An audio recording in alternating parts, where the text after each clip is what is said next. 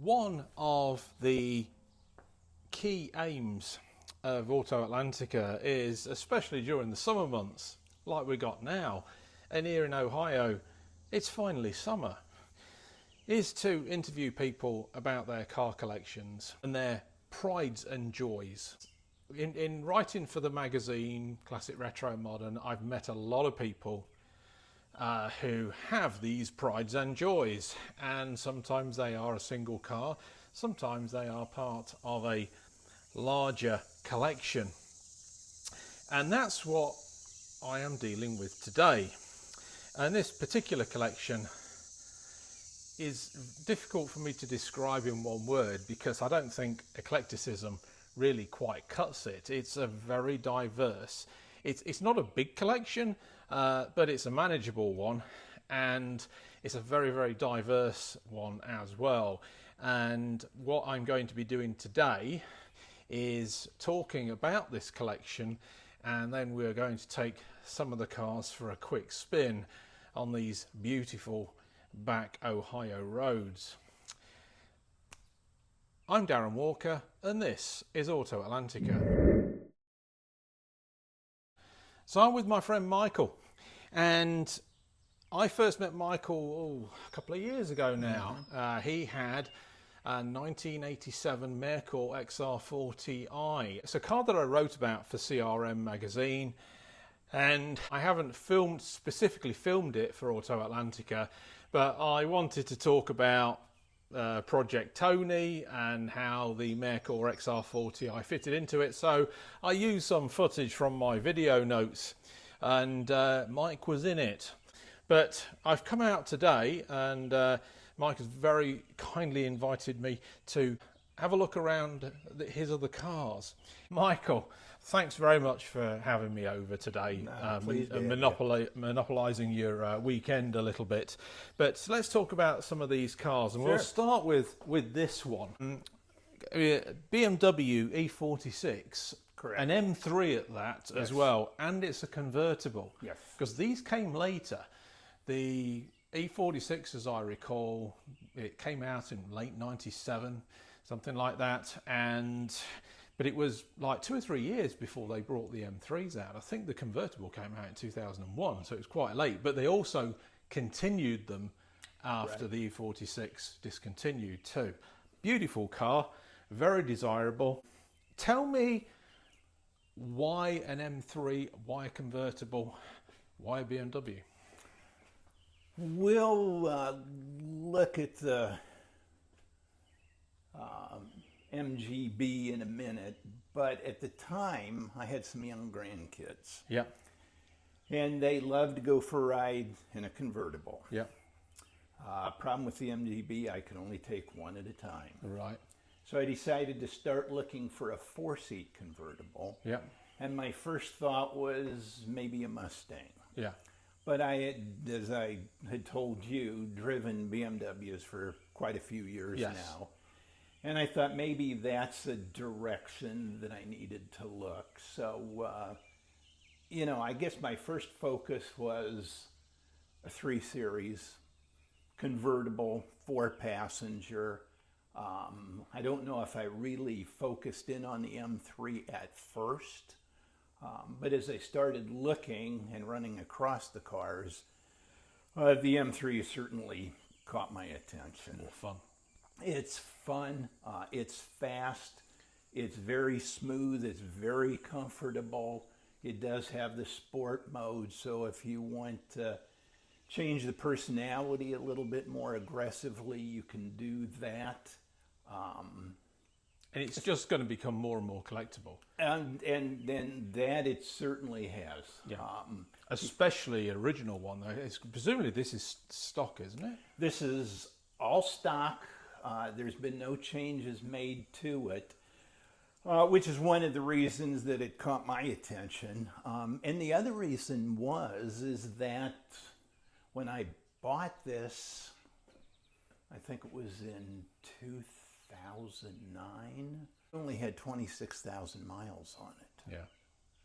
Yeah. So it was a very, very low mileage car. Yeah. And it was, very well maintained, taken care of, service records and that type of thing. So, and unlike the MGB, beautifully built. oh, it's you know, it's a BMW. And Yeah. again, with the inline six of theirs, it's just a very powerful car. I think it's rated at right around 350 horse. Yeah. 0 to 60 numbers is a little over 4 seconds. So These weren't strangled compared with the European models by this stage like the earlier cars were, like the E36 was. Correct. It had pretty much the same horsepower. So this is why I'm intending to be in Mike's will at some point. We're working on that. You've got that element of classiness with obviously the kidney grills, which got wider and wider with BMWs, and the chrome surrounds. It's not something that chrome you wouldn't normally associate with a sports car, but it's always nice to see those elements. It's tremendous. Yeah. And then the wheels on this, Mike, as well. well, one thing I can say for the wheels is they're big. Yeah, these look like the standard M3 wheels, but this was in like a graphite. You could have these in different colours, of course, but I think with the red, that graphite looks absolutely tremendous. Yeah, it helps it look a little more contemporary today. Yep. It's more popular. And it's got the 6-speed manual. It does, yeah. And that's one of the things that I did not want was, I'm trying to think of what BMW calls their other transmission. Yeah, it's like that DSG, the twin. Exactly. Yeah. Came out, I think, in 2002. Yeah. And the reviews on that was not favorable. No. In fact, I've read some reviews where people have actually pulled that transmission and had Swapped it for a manual. Yeah. I mean, that's the other thing about what makes it so collectible is because try and find a modern BMW with a manual transmission like this. I'm not sure if there is one. I think BMW did bring one model back with a manual. I think they brought one model back. But it's not that common. So absolutely tremendous specification on this car. So anyway, so that's the BMW. And what year is this one? This is a 2001. 2001. So same year as my 740. That's a good year for BMWs. You know it what? really is. And I said 2009. I bought it in 2015. 2015. Yeah. It's just stunning. 2015 with 26,000 Stunning. miles. That's what it was. This will only become more and more collectible. There is absolutely no doubt in my mind. As will what we've got next, which, I mean, an AC Cobra needs no introduction. Of course, AC was basically known originally as auto carriers. That's where AC comes from.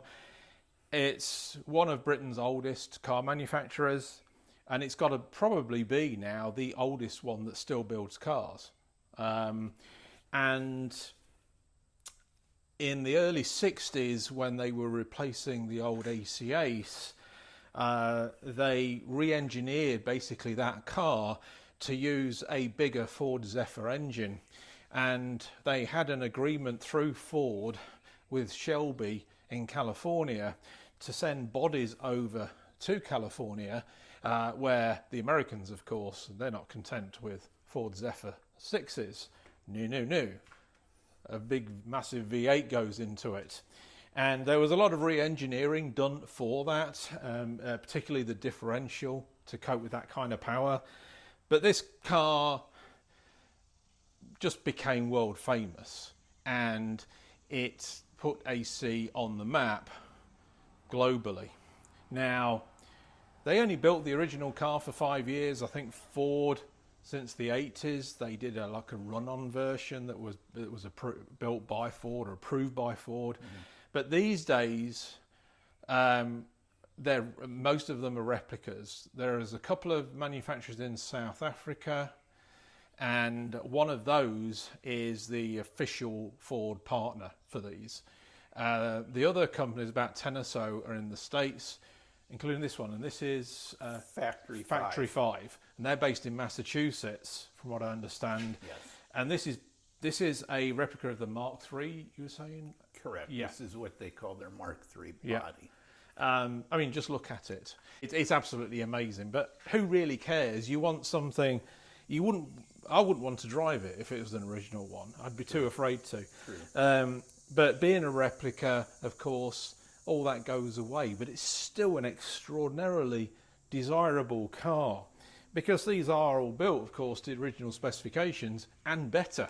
So, Mike, tell me about this amazing thing. Well, I got to tell you that, Shelby Cobra, ever since my early years, was a car that I just melted every time I saw one. I never thought that there'd be one in my garage. But, as the kids grew and left, things become more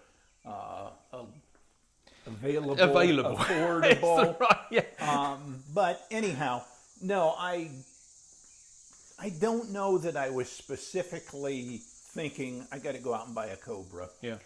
I picked up one of those little books that's got cars in it for sale that you pick up at a newsstand. Yeah, They're free of cost. Yeah. And I picked it up because I was going to sit in the car and leaf through it as my wife ran into a store. I opened the cover, and on the back of the cover was a picture of this car, for sale in Logan, Ohio. And I thought, wow, that is cool. And part of the reason I liked it so much is you see a lot of Cobras that are bright and shiny and a lot of chrome on them. Yeah. And this, to me, looked more like a Cobra I'd see on a race course. Yeah. And actually, the fella who built it was the guy in Logan. He was the original builder. He wanted it to look like a race car. Yeah. No chrome front bumpers. It's got the lifts on them that, you'd use if you were racing a Cobra. So anyhow, as I'm sitting in the car looking at this book, I grab my cell phone and I call him. And I said, hey, I saw your ad. I got to come and look at that car. You available tomorrow? Because I didn't know if it was for sale for a while or if it just hit the papers. I didn't want to lose the chance to buy it. So he said, Mike, it's going to rain Monday and Tuesday. He says, how about Wednesday? And I says, Wednesday it is. So I was so determined that I wanted to buy this car. I had my son drive me to Logan. Yeah. Because I planned on driving it home. Right. So we drove down. He and I got in it. He let us take the car and run around in it a little bit. It's a beast. It's not a casual driver like the M3 is. Right. This wants to go. But yeah, it wants to go. What engine have you got? It's the 5 liter. It's the 5 liter. 5 liter Mustang Ford motor in it. And the gearbox It's a 5-speed. It's a 5-speed manual. Yeah. But we drove it home. Wow. I cut a deal with him, and we drove it home. Just look at it. I mean, really, what's there to know about it? Just look at it. It is absolutely gorgeous. Hear it fire up. Yeah. It's got to be something else. I mean, look at these tyres. Have you raced it at all? Have you put it on a track at all? No, I haven't. It's simply. It's a pleasure cruise. The race look is just that. It's a look. Yeah, it's something to hoon around the back lanes in. And we all do that as car guys. There's nothing wrong with that. This is one car I take out, and it seems like every other car that comes past me the other way, I'll get a thumbs up out the window. It's an attention getter. I stop and get gas. I'll have 3-4 guys walk over and ask about it. I absolutely believe it. Yeah, it is absolutely tremendous in every respect. This is one of these cars where words will fail you. just in general, let alone when you're making a video. I don't even know what to say now, but just everything about it. Even the matte finish on it. I love that. Yeah. I love that. So was this supplied by Factory 5 then as a kit then for him to build? He bought the kit in 2005. Spent the next couple years Putting it together. But they will build them complete as well, won't they? I think. don't know if they do. Do they I don't? know I know Backdraft does. Backdrafters, that's one of the South African manufacturers, yeah. And Super Performance, that's the other one, South African one. Yeah. They do as well. That's the official one that's Ford that partners with. Okay. That AC and Ford partner with. Yeah, my son was out in Las Vegas earlier this year, or maybe it was last year. And there is that Cobra connection out there with the cars and the CSX serial numbers that certify that it's, Shelby certified. Yeah. Because they still use that, don't they? Yes. It started with the CSX 2000, which AC built in '62. That was the original one. Yeah. That was their test bed for the Ford Zephyr 6, and they took the engine and gearbox out of it and shipped the body over to Shelby, and that's what started it all. And that is in a museum somewhere, that car now.